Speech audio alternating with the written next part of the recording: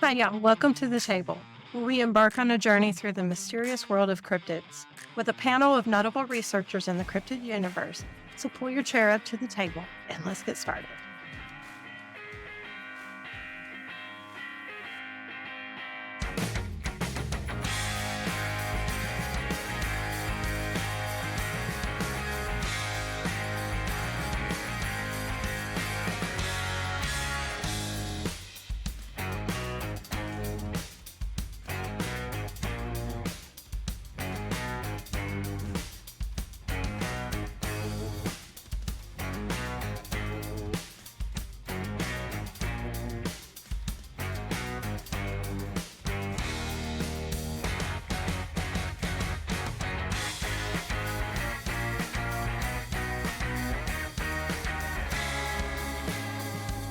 All right, this week we have some really good guests with us. We have Keith Crabtree from Arkansas. Hey, Keith, good to see you again. Good to be Chuck here. Will Lunsford's with us. Hey, Will, Everybody. it's good to see you. Good to be here. Couple of Thank new you. faces I've not seen. Daniel. Hey, Daniel. Duke and Hi. Steven, I've met him before. And Chuck's good to see you back. It's good to be back. Good to know. Kimmer, what are we So- going to talk about today? Well, this is a tribute to Keith retiring. Just want to know all of our stories. There's a lot of stories here, I think, to share with Keith. I just want us to celebrate him. Well, this is well deserved, folks. Like I said, I've been so privileged here for the last. My memory, I thought it was longer than it's not, but when you get to know him, it's like you've known him all your life. I think it's been 9 or 10 years since we've been friends, but it's been certainly a blessing for me, and it's well deserved because I tell people and I tell him if without Keith being the man he is and playing the creature the way he did in the movie The Legend of Boggy Creek, which turned so many people towards realizing that, hey, there's Bigfoot out there. None of us would probably be doing this right now, and the California was so far out there, we didn't really get to identify with it here, in the central part of America. But then when The Legend of Boggy Creek came through and it was covered by basically every, newspaper and TV station here that was along the countryside. And you see some big guy walking up that hill there in that costume, and I can't walk up there now in tennis shoes. And man, he looked like he was just ice skating through there. So again, it's something well deserved. I've been very blessed to be a friend with Keith here, and like I said, to get to introduce him there this year at Natchez in Louisiana Festival, and then again these other guys that we got in here, boy, to have these guys that shows what kind of respect he carries. Because you look at the people that you've got right here, all these people are Bigfoot witnesses, very well versed in what they do. I mean, gosh, there's not anybody better. And so again, I'm so thankful. I'm appreciative for Keith's friendship. We have a big time when we get out there, I guarantee you. Yeah, not to mention the roast beef I bring you once in a while. Yeah, he does pretty good cook too. But again, I'm honored, like I said, to be with the rest of y'all too, man. These, like I said, you guys think the world of you.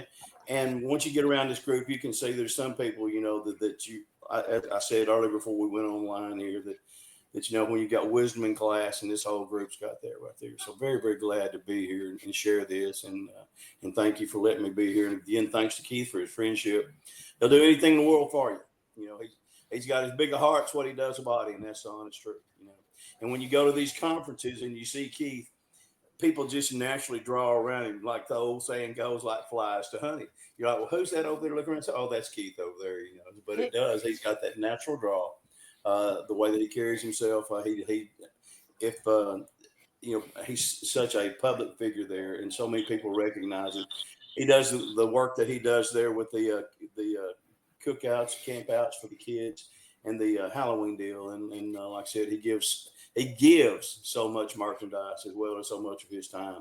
Again, I'm so tickled to be a part of that right there. So this is an honor that's well deserved. Like I said, I'm not worthy for sure.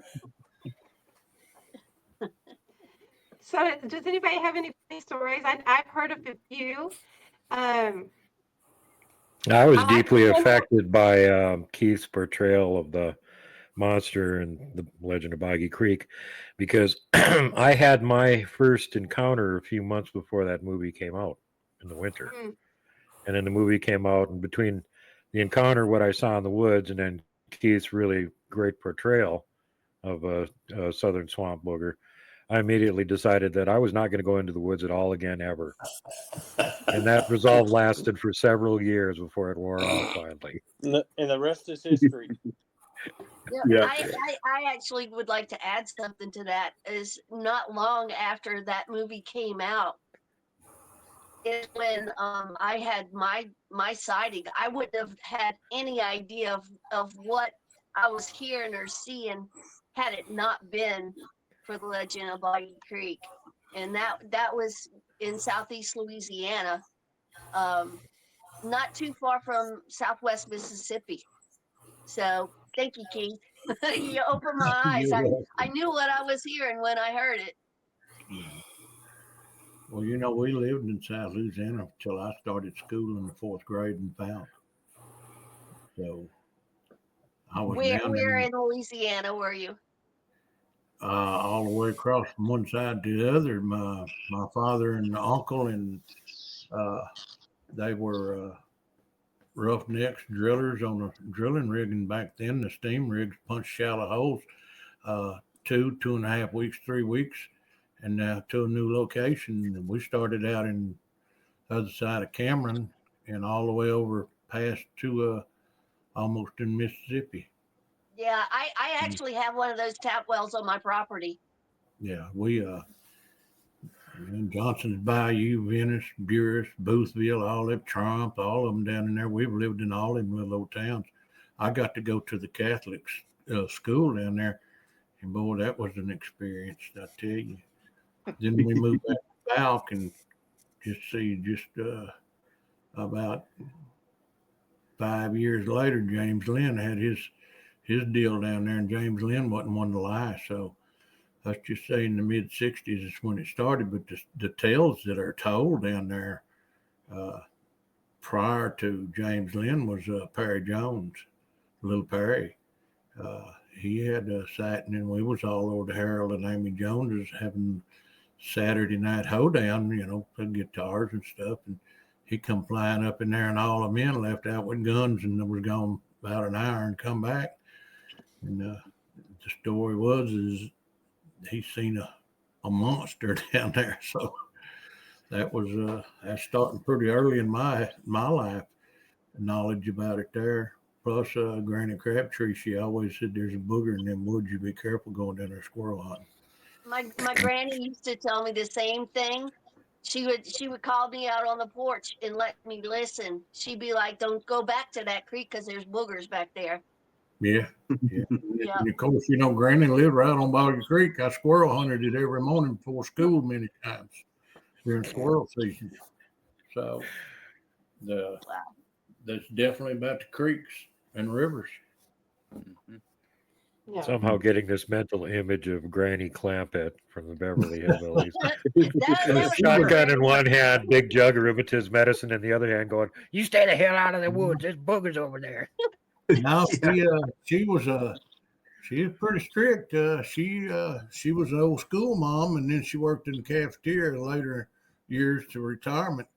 And you could tell how about a whooping you was going to get by what size of the butcher knife she went to cut the switch with. If she had he's going to survive, but she had get my own switch. I had to go get my own switch. If she went out there with that butcher knife, you might as well pack your poking and head over to Granny Tipton's and get gone.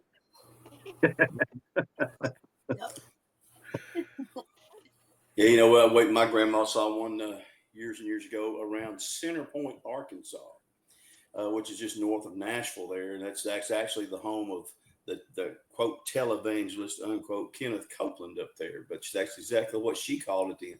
I said the name Bigfoot didn't come around until 1958 with Jerry Crew, with those tracks that they found up there and everything. So they didn't know what to call it. So just booger, and then a lot of people call it wood booger, or swamp booger or whatever they on that right there. Woodwalkers. Yeah. No necks, no heads, skunk apes. Yep. Yeah. Me and Stephen call them Hanks, the one don't have the heads or the necks. There, they're all ducked down. And that Yeah. name has been around for a while too. I found out. There. Oh, yeah. My dad would call him Hanks. He was from over near Ponchatoula. Granny was up from up around Columbia, Mississippi, and she called them boogers or wood boogers. Yeah, when Gail's mother moved out here, she told both of us on the porch out here, y'all got woodwalkers out here. And her house that was set up for her was just maybe 50 yards to the north. Daniel seen the setup out here in the chicken coops. Yeah, you know, the first time I saw The Legend of Boggy Creek was actually at William's house.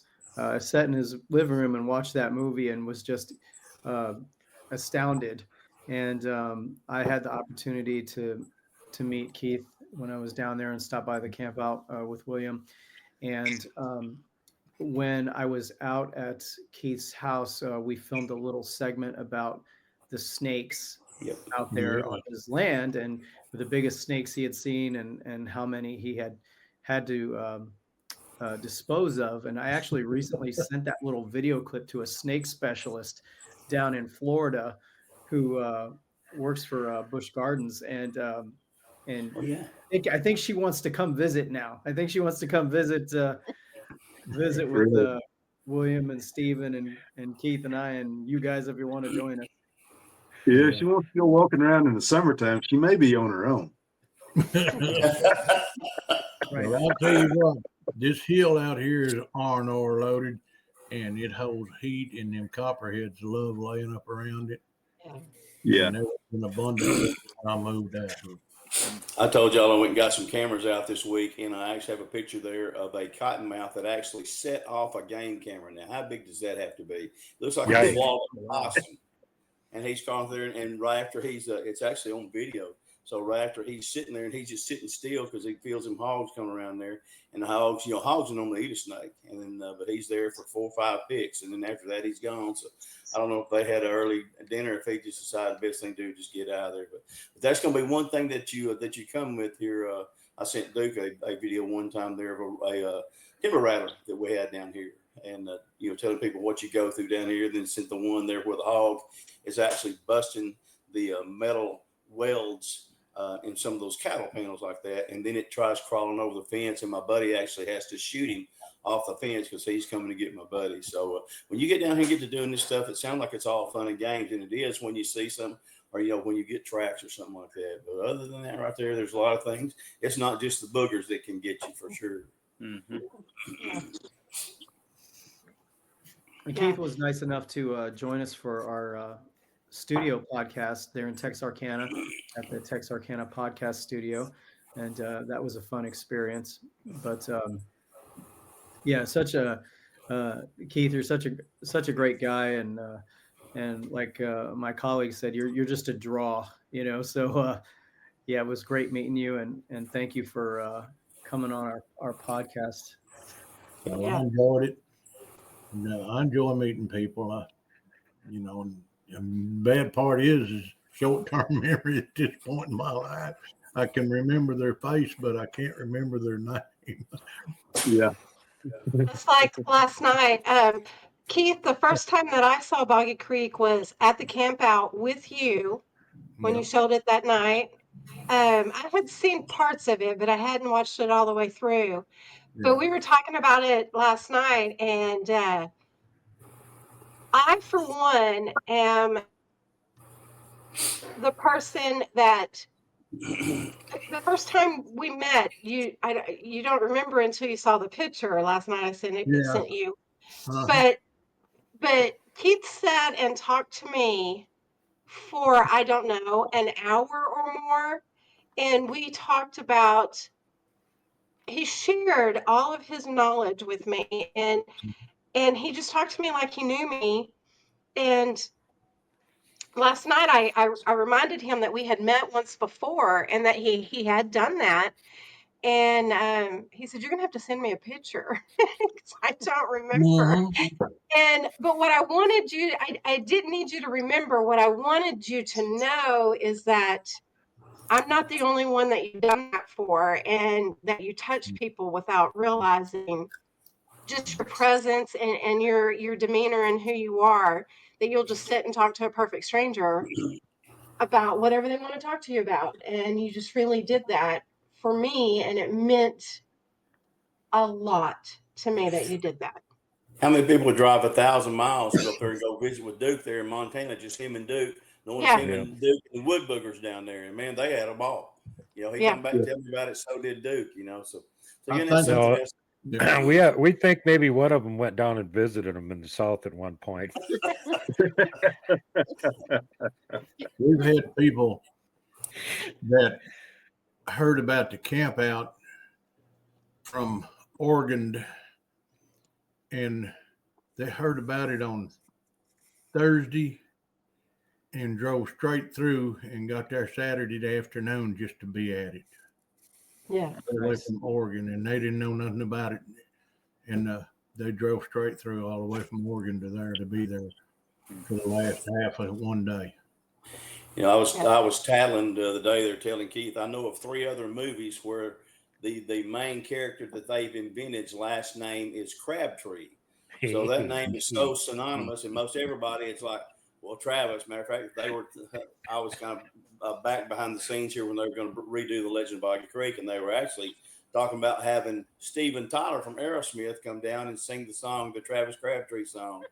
And that would have cost us quite a bit, but nevertheless, there. So, but it's such a famous name, like I said, and 3 names that are made up. One of them was Hank Crabtree, professor at the University of Nebraska, and I can't remember the other names there because I'm kind of like Keith, old short-term memory. But it's such a famous name that's synonymous with Bigfoot hunting, you know. And Steven Tyler has one of his houses right here in Missoula. You want me to go get a hold of him for you? Hey, man, snatch him up and send him on down. It's his honor. Just I mean, hell, it wouldn't be that hard. It was harder to track down Captain Jack Sparrow and get him to go out bigfooting with me. Probably would be. That is hilarious. Hey, we can leave him down there as far as that goes. That guy, I mean, you don't see things high. Give him some room. He'll be okay. Somebody like that. So I wonder how long it's been since an actor's killed a president. Come on down here and stop by my house and let's talk about it, and we'll see how. Johnny Derp. No, I didn't have him. I had the actual Captain Jack Sparrow, not the actor that. Oh, okay. I thought you, yeah. Wow, called him Johnny Derp. Is that what you said? Yeah, Johnny Derp. To give him a little credit is due, he is interested in Bigfoot and figures it's probably real, but that's all the credit he gets from me. Yeah. So Keith, were you surprised at just how big the movie became? Not really. I wasn't. I tried to get some money out of them before the production was completely done, and I guess my intuition had kicked in, and I thought this is really going to go somewhere because I got to checking and I found out that Charles B. Pierce was Mayor Chuckles and Captain Tall Tire, an advertising giant in Shreveport, more or less. Very good one, and I thought maybe I'll get that $100,000 in that Corvette, but I didn't. But that's okay. Yeah, Pierce was. I don't know how they knew so much. Like the deal about we talked a while ago there about how they always travel the creeks. Well, they do. They're always around waterways. I listed there in my book, my first book there. Gosh, probably 30, 40 waterways there. I found several more since then. Most everybody's having their sightings around some of the waterways. And then if I don't have access to land, somebody that lives close by, I'll try to find me a boat ramp or something like that, or a state park, something like that right there. And as a rule, it's just almost like putting money in the bank because you're going to get some kind of activity. So I don't know how they knew all that, back then. Because how much technical advice was Charles B. Pierce getting from Rocky Crabtree? There's no telling because he, actually, who was it? Wright actually wrote that movie, Keith. It wasn't actually Pierce. He kind of directed. It was his last name Smith. Smith, that's it. Yeah, Smith. That actually wrote it. So Charles B. Pierce, he was just getting directions on how to direct, and he had a reel to reel there. I think 8mm or something like that right there. Yeah. And then he got a cinematographer camera for some, I forgot what they call it, from Hollywood shipped in. I went to Little Rock and picked it up for him. So yeah, I think the creature there that we talked about there about down there, the Honey Island Swamp Monster, it was shot with a reel to reel too, 8mm like that right there. And this is before the days of production. AI is going to make it for us, make it really hard to get anything that's it's going to be just as true as it can be. But everybody's going, oh, well, that's AI, that's computer generated, and I think that's going to be a problem for those of us who are actually genuine, because, people want to be cynical. But, I hope it doesn't. But, but what they knew back then, like Duke said, how much advice were they getting, and of course, there was a lot of people who knew a lot about them back then. They just didn't broadcast. It wasn't cool. If you did, they considered you to be crazy. Yep. He was a little. Well, don't forget that, this wasn't fictional. This is all actually things that happened right in the local area. The majority of which were on Crabtree land. Is that not correct, Keith? A whole lot of it. The Searcy family, Louis Searcy, his maiden name was Crabtree. So that Searcy house, and you can call it Crabtree House if you want to. And Amy Jones lived just past her on adjoining property. She was her sister. And just north of her was Pearl. And they were sisters. And then you had on the north side of the road, you had Isaac Crabtree had that property. And then you had, Ruth Harris at the main county road, and she was Crabtree. See, now this is proving my theory here. It's the Crabtrees are Bigfoot magnets. That's why they were around there so long. Well, they was in them woods in the days of selling ducks in Texarkana by the wagon load. They'd hunt all morning, drive all afternoon, get them up there by the evening, and sell them and head back home and be in duck on the water the next morning shooting ducks again when they wasn't moonshining. Well, you got to take some time out for moonshining. It's important. True story. Yeah, I thought that moonshining was that was one reason that they were so hard for people to leave around here. They kept saying, "Oh yeah, well they just invented that creature just to keep the revenuers and the other people away from the moonshine." When I became a UPS man, I found out that moonshining is very prevalent around here. And every year at Christmas, I'd have people, have me 4 or 5 bottles ready to go. And I think one of them's last name around here was Schlabs. No, I'm just kidding. But yeah, hey, you're supposed to keep that quiet. Okay. But it was funny that I saw how much there was around here that were there, and I had no idea. So there were so many things there that there were true to life there, and like Keith said, everybody being Crabtrees, and like Duke said too, that being a lot of that on his property. And then the thing about Keith knows everybody's background. That's because he was able to tell there whenever we was at Montana. He did a show there with Duke about how he drove the car when the car is going through there, and he goes side to side, all the things that he did on the other side. And then also he's still in contact with all these people that were in the movie who will tell you, or who will tell him anyway, that, hey, that creature's still down here at our house where we shot the movie from. Yeah, the fog machine in the movie too. So every scene you see fog in there, Keith was the one making that too. Yeah. I went to Little Rock out there too. I knew where the airport was. I'll tell you something else. There's moonshining is more than just a fun hobby. Some people make money on it. So it tends to be some areas where it's more popular than others. But you know what else you'll find in those same areas?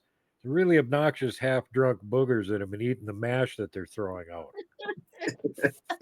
Oh my goodness. That's the truth. A drunk booger. No, that's not good. Have you ever thought about a deer getting into a pile of sour mash that was kicked out? Uh-huh. Pretty humorous. Target. Easy to run down. They're staggering. You can walk over and thump them. They can't walk away. I had a guy about Yeah, I had a guy about 2 years ago tell me that he had persimmons on his place, and those persimmons would ferment sometimes. And he said he would see not just the regular animal, but he'd actually see a Bigfoot every now and then, see hogs. And he said they were just as inebriated as they could be, staggered through the woods almost like they were bumping into trees, So, things like that, when they happen, that's part of the Paul Harvey rest of the story that we never think of, that has a humorous side to it until the Bigfoot's behind you. Then all the humor stops. Yeah. Yeah. One good story I heard about moonshiners and Bigfoot came out of the Kentucky, Tennessee zone, and they had just gotten the tip that the revenuers are going to be out looking for them and stuff, so they needed to get the latest batch all put in mason jars and ready to go so they could haul it out of there the next day.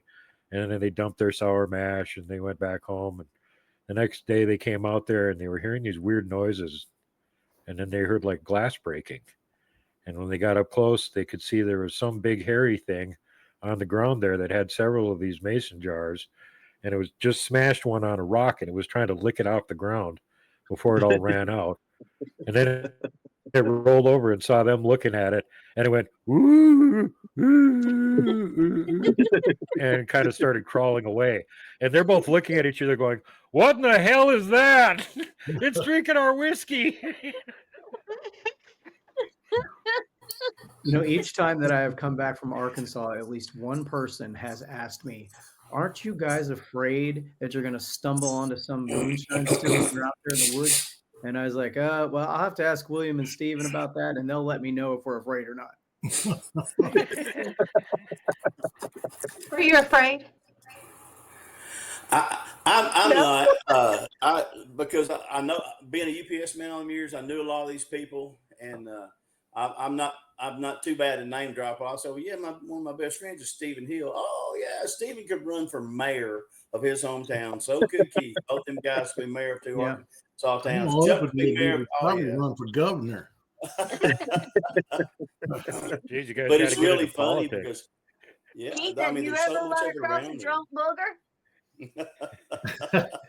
That one guy told me about 2 years ago, said he saw one staggering, and he said he saw hogs that were going through them persimmons, and said the hogs were not walking around. Said he saw that Bigfoot through there, and he said, man, the thing, I swear it had to be drunk, and those natural fruits will ferment like that, Yeah. and it's just you've heard of the old song there they called Old Mountain Dew. Said the buzzards in the sky get so drunk they can't fly when they get a whiff of that good old Mountain Dew. Well, that's kind of what happens with the animals down here, So it's a real thing. That's where that truth is stranger than fiction, right there. Yeah. Oh, yeah. Yeah, the Mountain Dew all over the rock from where the booger was busting the mason jars full. Eden, to answer your question, have I ever seen a drunken woods booger? Back when I was younger, I looked in the mirror one time.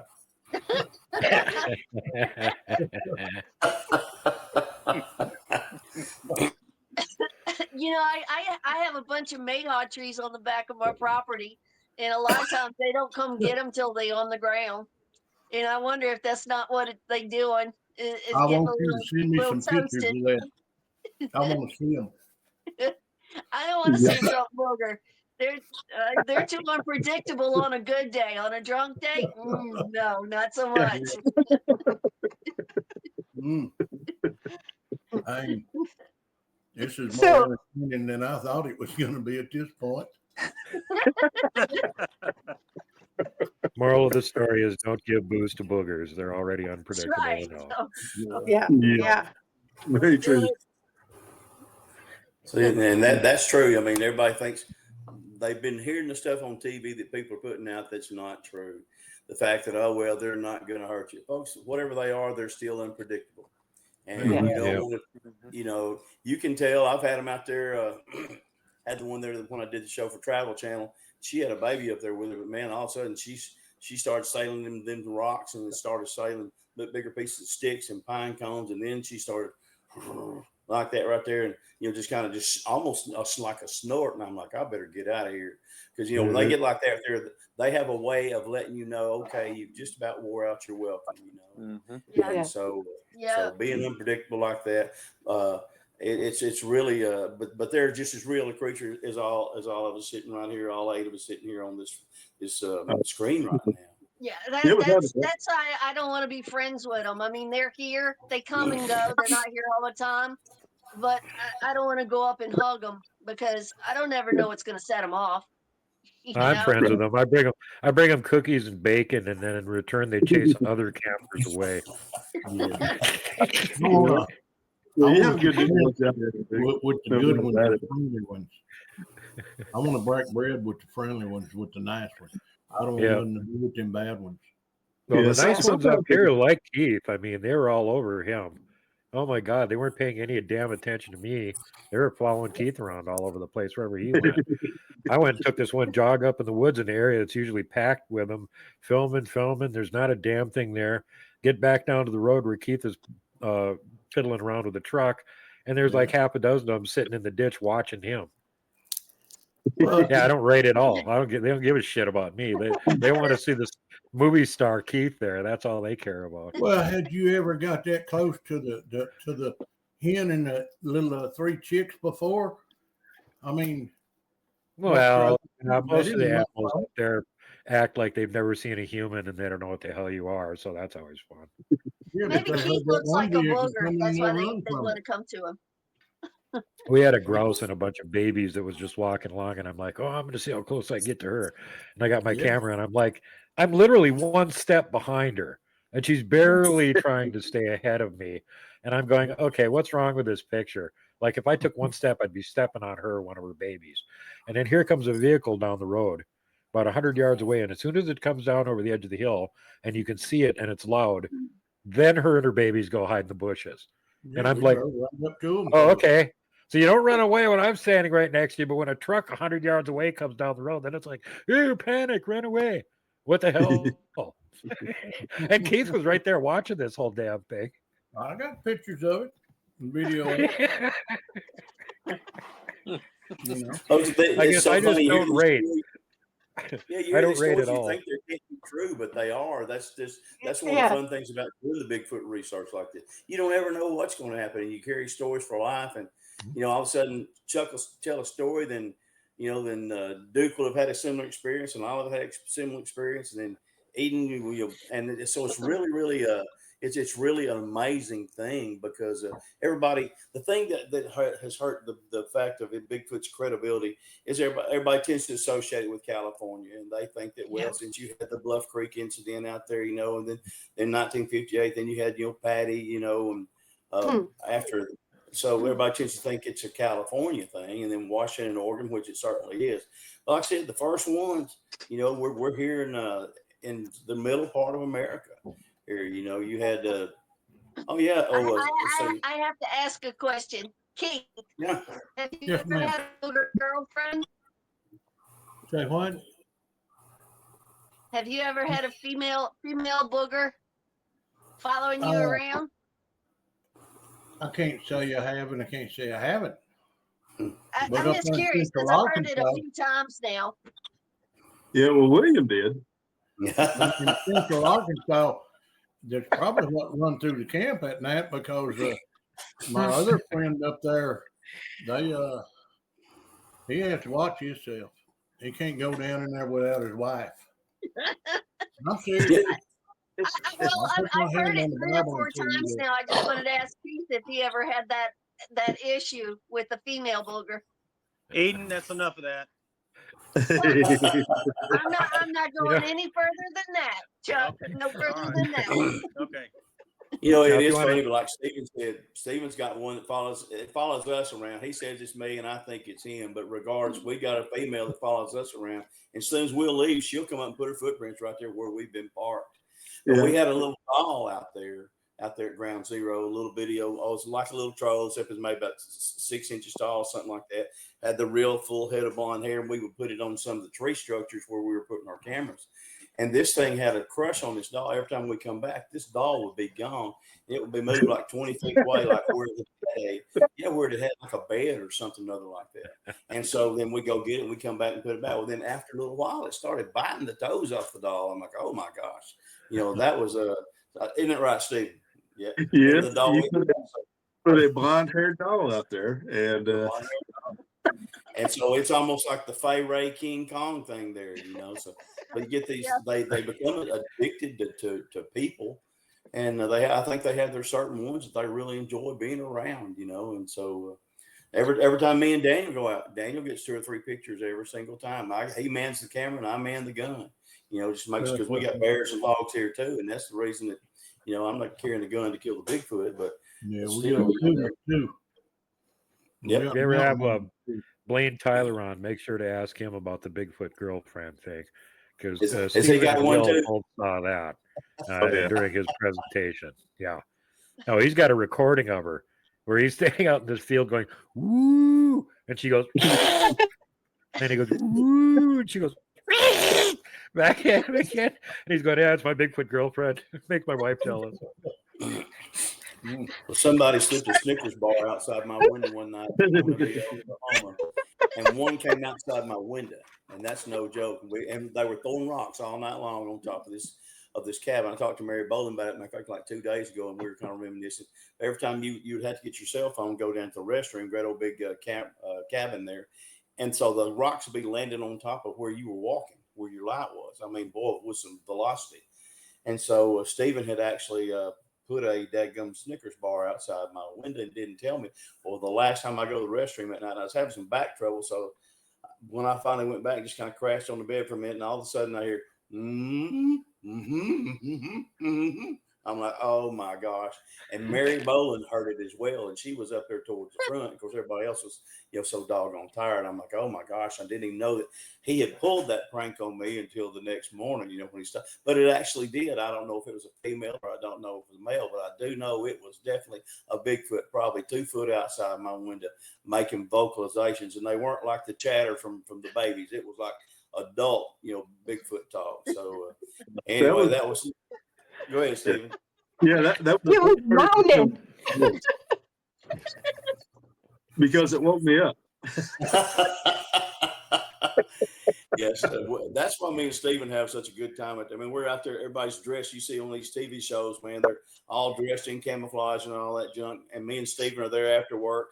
I'll have on a chartreuse shirt. He'll have on a chartreuse shirt. And we joke around, hey, we're having an Olympic event here, synchronized Bigfoot hunting, But for sure, and I'll have an orange hat like what Keith has got on, and it doesn't make them any difference. You don't have. They want to come around. They're going to be there, and then we'll do the, we'll do what we call making the phone call. We'll do the owl call and stuff like that. And you can hear them walking up in there and staying inside. But sure enough, this one here, she, when it's our girlfriend there, she tends to follow us around there. So I hope she's protecting us from them big old males. And so other than that. Yeah, if I lose her, I don't know what I'm going to do. But Did you ever stop? Did you ever stop to think about how you may have to compensate her? It's gonna be up quick. I didn't think so. I learned the address in Bigfoot language just out there just off Genoa Road out there. Somebody lives out there that raises chickens, and so I learned to speak that address in Bigfoot language. So that's how I compensate her. That may be who's been coming to see you, Keith. Yeah. Hey, I guarantee you, I feel like they have because they're back. No doubt about it, man. When you and I were out there, like I said, the stuff that you were seeing, and then there was a lady that she was a friend of mine. I worked with her husband, and there's a place, and these people have a cabin in the woods down there. And so my buddy, he drove for the long haul at UPS, and so he came in and he was tired. He went on to bed, and they had their little Labrador. It was a young dog. It was maybe 6 or 7 months old, and she hears something outside, and so she goes out there. And whenever she does, there she is, man, Stephen. That's the There's our. I've got proof. Yep, there it is. That's a good print. But she's out there with and she goes outside, and there's a baby, or I'm not say a baby, I'm gonna say a juvenile Bigfoot. She said maybe 5.5 foot tall, and it's playing with her dog. They're like shadowing each other, like you see, some of these horses do, where they shadow the animals and everything like that. And said they were having a ball. Usually it doesn't work out good for the dog, but she said they're out there, and all of a sudden the dog kind of jumps up towards him, And the Bigfoot was just being playing, just put his hand on his side like that, just kind of flipped his arm like that. Said that dog went about 20 feet across the ground there and rolled and looked up like, how did that happen? And so it was really funny, to have something like that. And like I said, that's right about 2 miles from where Keith lives through there. So like I said, knowing what, he's got them out there where he lives at too. And then they've got those, but boy, he's got some roosters out there that's got spurs 2.5, 3 inches long. Bigfoot, he may have chicken for supper, but it's going to cost him. I guarantee. By the time he gets him plucked, he's not going to be a happy camper. You know how many we've got left right now? We got 2 roosters, and Are you serious? Out of them 60 something we had last time you was out here. See, they're opportunistic feeders, man. There's who was it I talked to the other day? A lady had chickens. She said it was coming along there in her yard and stepping on all her chickens. Said it looked like just chicken pot pie before you ever put in the pot pie. Said just mashing them down, and said that was how it was killing her chickens. So I don't know what the deal was. So he wasn't picking them up and eating them. He was just mashing them. Yeah. So, but yeah, it's all the chickens that Keith had, they're opportunistic. You can hear all these stories, people who have livestock, and they end up coming up missing, boy, and chicken.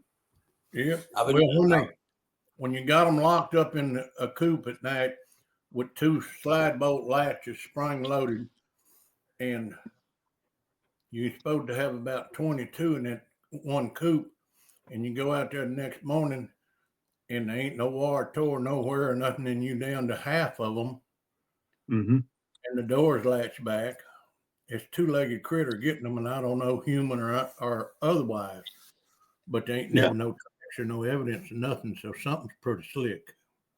Yeah. Slap a lot. Exactly it. They're very, very, very stealthy when they want to be. And anytime they ever want to mess with you, I mean, they're very good at that as well. Yeah. Sitting down out in the backside, you see a dark spot and you take a picture and you turn around and you look back and you're going to take another picture and it ain't there. Yeah. Yeah. And it's funny. People think, oh, well, that's you're just way off out in the woods like that. I've got a lady friend that's a Bigfoot researcher. She's a very, very good researcher. And she lives there right in the middle of Fort Hood, Texas. And they just come around her house there. There's a lot of people that live through there. And they come right around her house just like it was like a community center on something like that. So they, whatever their purpose is it suits them, and they're not afraid. You don't have much to be afraid of as far as that goes. Right. No, and they learn. Like I had a horse, I had a garbage can full of sweet feed, and they learn they can come up there and help themselves. And with the lick tubs and the sweet tubs for the cattle, they don't have to go chase down a deer. They can just go up to where somebody's farming and help themselves to whatever's out there for the cows or the horses or dogs. Yeah. Yeah. Yeah, I figured that out one time, Eden. I was deer hunting. I think I'd been putting out rice bran or corn or something like that. I think it was rice bran, and I ran out of rice bran. And I had some sweet feed, and I put out like 25, 30 pounds of sweet feed one night. And the next morning when I got to my stand, I kind of shined the light on where my pile of sweet feed was. It was all. There were no hog trails or anything else. So I think it was. Yeah, and out here, I don't know about where y'all live, but out where I live, there'll be a steakhouse out in the middle of the country where everybody goes and eats, and they got those dumpsters. And a good friend of mine was a waitress at one of those, and she was headed out about 1 o'clock in the morning to take the garbage out, and there was a booger headed over to the dumpster. And you figure a steak meal, hell. Yeah, I might dumpster dive for a prime steak. Yeah, that's where he was going. He was going for the dumpster. Oh yeah, they're definitely opportunistic. I mean, it's I've had some odd things happen. I had one of the oddest was probably a deer that disappeared out of my ice chest one time. It was I put the deer in the ass chest on a Saturday or Sunday. And all week it was just a tough week, and I never did feel like processing my deer during the week. Finally, on Friday evening, I get home and I'm gonna go ahead and work at my deer. So I get everything out. I get my grinder out. I get my knives out. I got my gloves on. I pull the ice chest in the house, and I reach in the ice chest under that. You know how sometimes the ice will kind of melt down a little bit, and it will form a sheet of ice across the ice chest. Mhm. So I kind of just some the ice on the end of it, and I reached in there, reaching and feeling around for my deer, and there was no deer in the ice chest. Uh-oh. Well, you know my daughter Sydney, and Sydney being the faithful skeptic that she was, is like the dogs must have got it. The dogs had to have got the deer. They got the deer eggs. They've got to be here in the yard. We looked all over our yard. We didn't find anything. Not a bone, nothing. It was all gone. Now, according to Robin, the neighbors here had a tough week, so that's why they took the deer. It's funny too. Where Stephen lives, they were stealing peaches from the peach tree there. Yeah. Stephen was saying about the guy who's. I think he looked at Stephen like, I wonder if old Big Stephen's over here stealing my peaches tonight at my peach tree. And Stephen I don't know how he kept it quiet, but he did. But sure enough, the boogers. Arkansas is noted for bird. Yeah, They stole every peach off of his tree 3 years in a row. They were doing that with my mayhaw trees. They come in and they wipe my mayhaw trees out overnight. Yeah. When they're ripe. They come in, and I got about 20 of them back there, and they will clean them up. And we've got a peach tree here, but my ground is so poor that it doesn't produce. It produced one time, and it put on 12 little bitty peaches about the size of a golf ball. And my wife, she was going down there looking at it because she knew it was putting on peaches. Well, she looked at it one day, and there were 12 peaches on the tree. The next day, she walked me to show me the peaches on the tree, and there were 6 peaches left on the tree. And there was about a 6-inch track left in the moss there by the peach tree. And it wasn't my fun that left the track. That's okay. So, Keith, I wanted to ask you some of your most memorable times out in the woods with a Bigfoot experience or a cryptid experience. Wait a One minute, of your most memorable. Keith, why don't you tell her about the time you did 3 knocks? Yeah. I was told never do it again. You talking about up there in me and Tanya's ground zero? Yeah. Neighbors 2 campsites over, she come walking over and she said, "Sir, you mind if I sit in and talk to you?" I said, "Not one bit." And we got a little old fire going sitting at the camp table. She said, "Did you just do 3 knocks?" I said, "Yes." She said, "Don't never do that again." I said, "Why not?" She said, "Well," she said, "1 knock is hello, 2 is make contact, and 3 is go to war." And she was serious. And then I found out how knowledgeable she was. She was Horseshoe Lake, which I think she's talking about Lake Erland. Her grandfather, she used to go on the boat with them and stuff.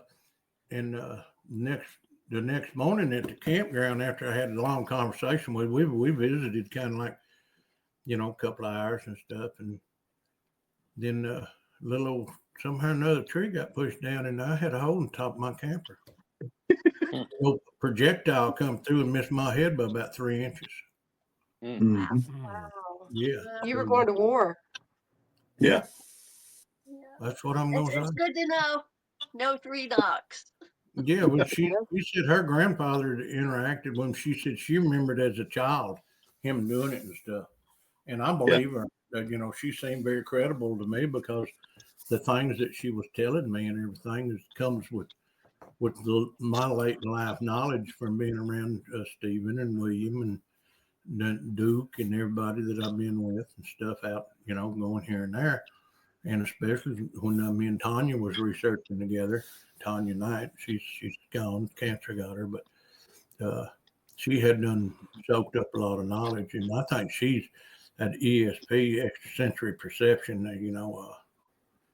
We were sitting in camp, and I did a couple of knocks, and sure enough, one comes back. So it's pretty awesome about the knocks now. You She's just good got people. She sure was. in Smith Park. You go down there to the boat landing on Long Slough. I have never not got an answer back. Really? And a very reputable researcher was down there with me, and I did a knock, and one sounded way off. Waited a little bit. I done another one, and it was out there about 15 yards, and we couldn't see it, and it scared her. She says, "Us go now." Bad feeling. Yeah. So, That's a good thing about Keith. So many people that come around there in this part, they want to meet Keith. They'll always come up to me, we'll be at a conference or something like that, or the camp out there. Well, do you know Mr. Crabtree? And so I'll walk around and say, yeah, Mr. Crabtree. These people like to meet. She goes, Mr. Crabtree was my daddy, and we always have a big laugh about that. But he always, people are always interested to come and meet Keith, and I said his way of presenting a story, the way of presenting himself, and the things that he knows. Like I said, I'm impressed every time, that we're together, because he'll come up with something that I haven't heard, and starting back. How long was it you lived in Fountain, Keith? Since what? 19? Oh, we moved up there when I started the third grade. I think I was 10 years old. Of course, we was in and out in the summertime and stuff, but our residence was South Louisiana, and just pick a point in South Louisiana, because we was all over the southern part of the state in the oil fields. And we, I'm gonna tell you, that would have been 1962 when we moved back to Falcon, and then I started hearing this and that. As soon as they turned me loose with a gun to squirrel hunt, I was in the woods. So on Boggy Creek, a lot of times, and on Chicken Creek up there north of Falcon, back behind Uncle Ayel's land, we follow that little old creek down there and camp out by myself. And I don't know how many times the hair on the back of my neck and everything just stand up, and I know somebody's watching me. Or something was watching me. There was definitely something there. So it started at a young age. You learn your woods real quick when you get one of them eerie feelings like something ain't right. And sure enough, I was camping out by myself at the age of, I think, 12 or 13. Take me a wool blanket and some tinfoil salt and a lemon and a hook, and cut me a pole and fish out the creek and build a fire and eat right there. And many times that wind come up when there wasn't no wind nowhere else. So it gets spooky sometimes. Now you ain't gonna catch me going in the woods by myself at night. Well, it don't happen. Will not happen. Not the even. First time I saw one, 1977, I never camped again until September 14th, 2015, with the group Southern Bigfoot Alliance down there in Oklahoma. And that night, we had a Bigfoot come in camp, put his hand on my truck and walk down looking at all my food that I had inside my truck there.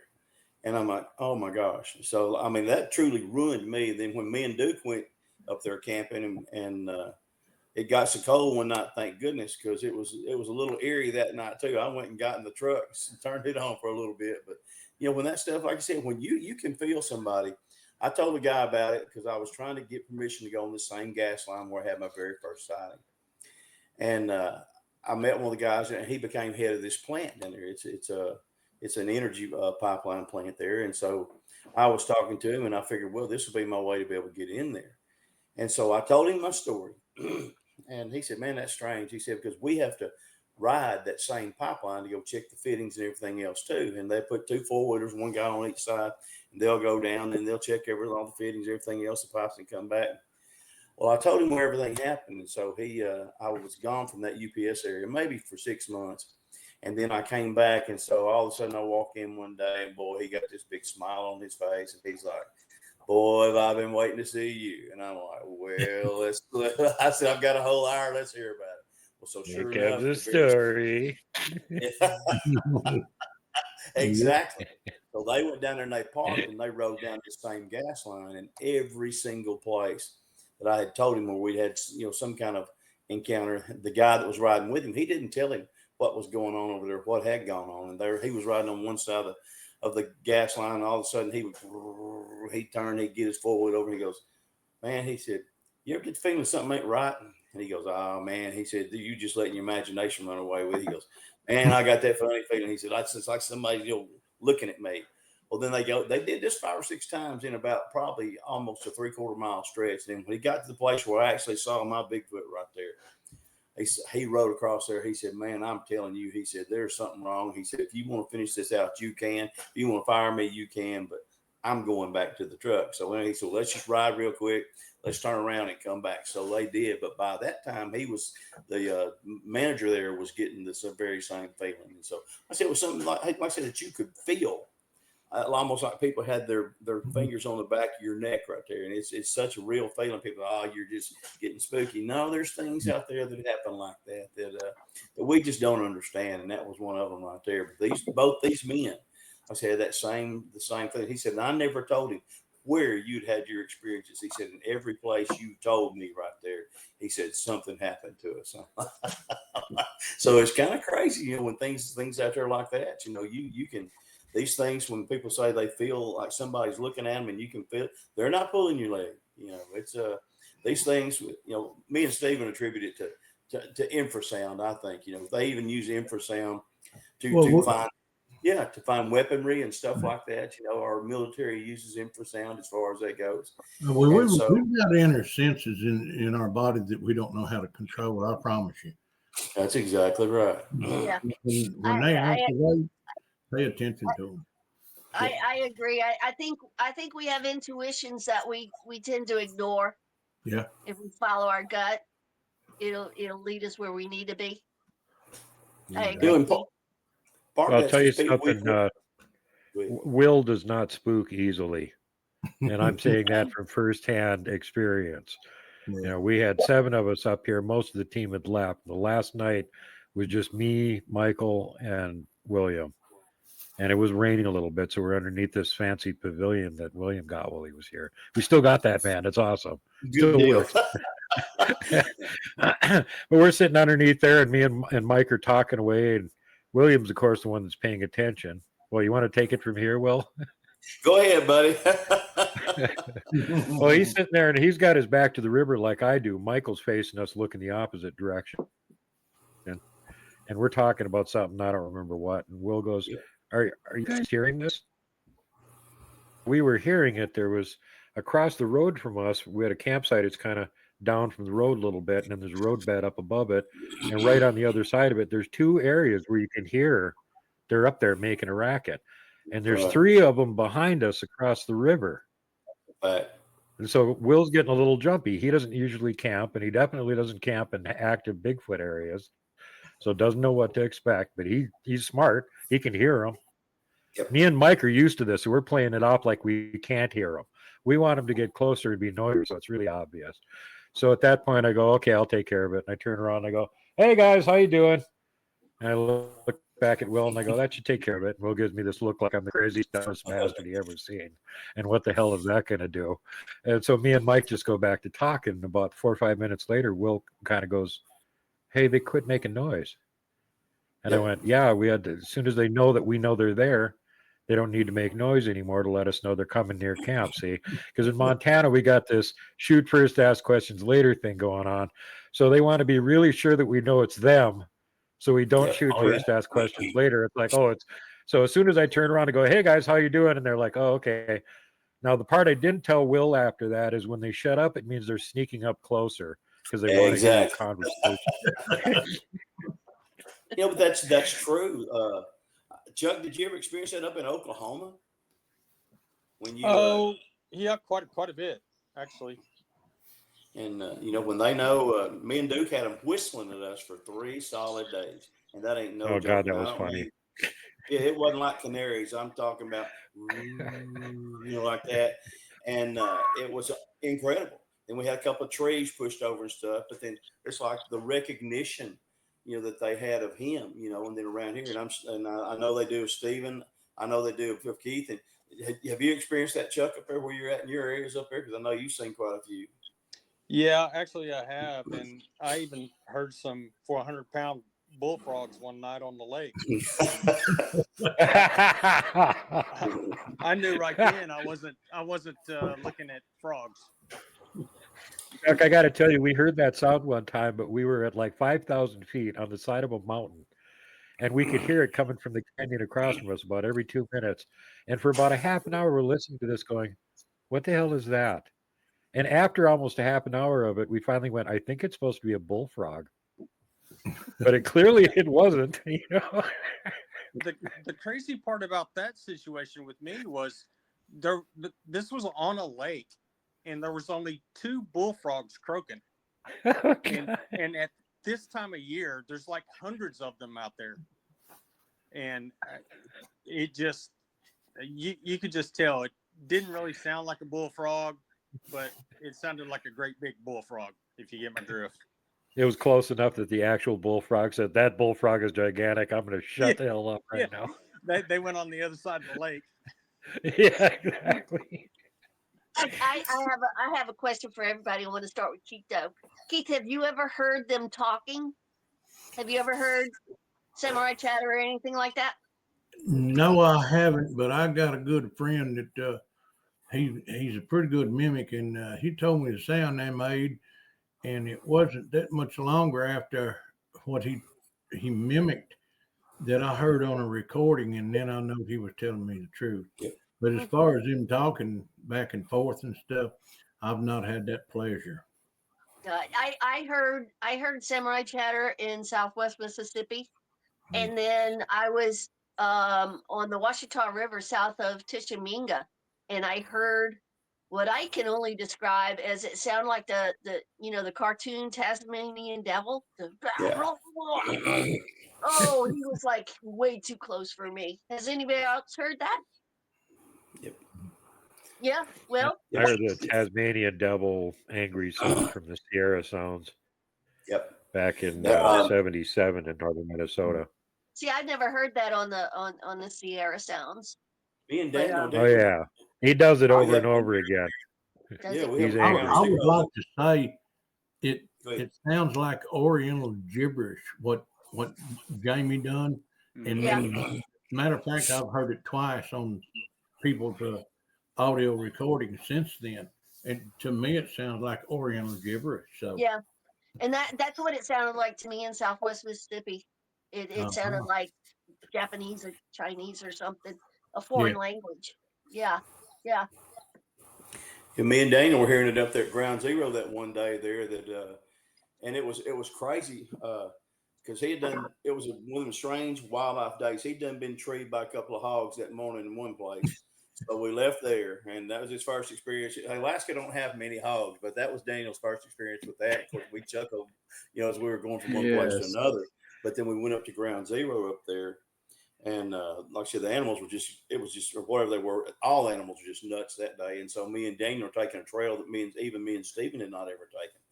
And then we start hearing this like you said, like the samurai chatter. So we stopped. And I mean, and it was enough to stop you. And it was very, very, very distinct, like you say, almost like some kind of a Oriental foreign language or something like that. And so as we're standing there, Daniel starts taking some pictures right there. And so I'm looking to the right, and then Daniel's he got a great picture there. And I'm sitting there looking to my right. And again, I've got that 45-70 rifle. And I'm making sure it's not hogs, and I'm making sure that it's not bears and coming through there. And two, I don't want Daddy Bigfoot coming through and getting hold of either one of us either. But we're sitting there listening to the chatter, and we know that there's babies. And so Daniel's just saying, let me ask you one question. Was it just one, or was it more than one talking back and forth? It sounded like more than one, didn't it, to you, Daniel? And he said, "Man," he said, Yes. "Is that babies?" And I said, "It's got to be." You know, and I don't hear it very often down here between the little ones. I can hear some of the big ones sometimes, but anyway, so we're sitting there, and then so Daniel's just as we're waiting over there looking, and he's still and I'm still. Then we have one that screams at us there, not too far from that. We go back to the truck, and there's a giant rock that's been placed in front of our truck, so I can't do anything but back up to drive around it, so we can let this thing is letting us know, hey, I've been here. But while he's up there taking pictures up there directly ahead of us, I looked over to the left, and there's a tree, and there's a Bigfoot hanging down a tree, looking at us just like that. And I never saw him because I was so enamored with the sounds that we were getting into and making sure that that we didn't get charged or by hogs or bears or anything like that. So we heard it that day. And then when my son was like 13, and we heard, like Duke was talking about, the Sierra sounds, we heard the samurai chatter, and it's about 5 o'clock in the afternoon, and something had been pushing over my deer feeder. Bigfoot loved corn, and so they've been pushing on my feeder every day. So we got there late, just in time for a hunt. They said, "Well, do you want to set this up?" And I said, "No, let's just go hunt." So we do. We go set up there for about an hour and a half. And right as about twilight seems to be the magic time, right as that sun kind of starts getting behind the furthest trees over there. And man, all of a sudden we get, and it stopped, and it did the same thing again. And when they say the Sierra growl, it ain't no growl. It defies imitation for sure. No. And it does it again. And man, the fight or flight mode came out in Dad, and I had a daggum machete, and I had a small pocket knife, and I had a crossbow was all that I had. Didn't have anything else. And Reese is up there with a compound bow, his first compound bow in a tree about 10 foot tall. I'm like, "Oh Lord, please don't let that Bigfoot have found Reese." So I go running as fast as I can back down there, and I was, like I said, sitting on the ground. Thank goodness I didn't have to come out of the tree, but he's still in the tree. So as I make the curve, I stopped. I didn't want to scare him, but I mean, it was plain as day what it was. I mean, because he and I both thought the same thing at the same time. And so sure enough, I walk up there semi-casually, hoping that I'm not giving it away. And I said, "Oh, buddy, it's getting kind of dark. You about ready to go? Did you hear that noise?" I'm like, "Yeah, I heard that noise." And he said, "What was that?" And I said, "That was just a couple of barred owls laughing." He goes, "No, it wasn't." He goes, "It was that sound that Bigfoot makes an animal." Yeah. And I mean, the one I heard was about dinner time. Was just about dark 30. Yep, about dark 30. And I'm like, "Oh my gosh, so what are we gonna do, Dad?" I said, "Well, you just come on down out of the tree." I said, "I'm gonna throw the keys right here." And I've been teaching to drive. And I said, "You just come on down." I said, "I'll sit here and watch them. And hopefully nothing will happen." I said, "If it does," I said, "you just take the keys and run onto the truck." So I'll be fine. I knew I was lying because I knew if there was going to be a confrontation, I knew who was going to be in it. I knew who was going to win it, And then one day people say, "Well, you can't win it unless you're in it." No, you can be in it, but you still ain't going to win it. And so I sit there, and he came on down. Then we followed to the truck, and then we didn't hear anything anymore after that. But gosh, that sound, like I said, the talking, and that was right before Thanksgiving. And then that year at Thanksgiving, 3 of my friends, they camped right across the road from us there. We told them about it, and they thought we was lying to them. Well, Thanksgiving, they got more than a turkey delivered to them on Thanksgiving Day. And so they went and they moved their camper into their driveway. And the only wood knocks they heard after that was their wives knocking on the door saying, "Hey, what are you guys doing home so early?" Yeah. So it's true. They have to, I can't remember the Duke, who's the guy that does the linguist there that was in the service? I can't remember his name now. I know who you're talking about. Scott Nelson. Nelson. Yeah. He's got some really interesting stuff, and they said that he actually took and slowed it down to where you could hear. And he said, "Man, this is a syllabic language that they have in speaking to each other." And like, oh my gosh, and everybody kind of thought, well, that's kind of crazy, but it's not. The more you realize that these things are real, that they're actual, true beings, their intelligence is so far out there amongst any of the other ones that we have. Besides, if they're people, they're not Homo sapiens, but they're their own group, whatever it is, and they communicate with each other just like we do. Yeah. Hello, Ferris. I Carl can't see Linnaeus like classified him as Homo ferus 600 or 400 years ago. Well, There you go. see, I think okay, we're Homo sapiens sapiens. I think they're Homo sapiens something else we don't know yet. Yeah. You know, and that could be wrong. I mean, it's just what I'm thinking. But they have a language. They're intelligent. They have a family structure. Yeah. You know, It I've was like seen Carl Linnaeus, the creator of the zoological system, classified them as Homo ferus, Ferris, as in Okay. feral human. Okay. Okay. Well, As far as- there's some. yeah, Yeah, that's- they.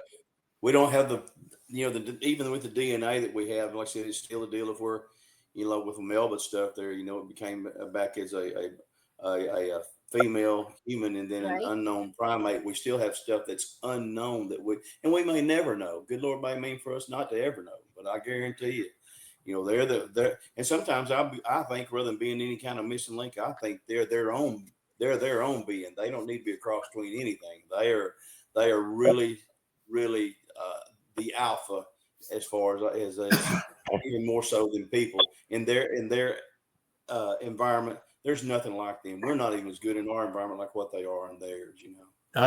I think they're kind of just like us. That we got the Orientals and we got the Caucasians and we got different species of humans.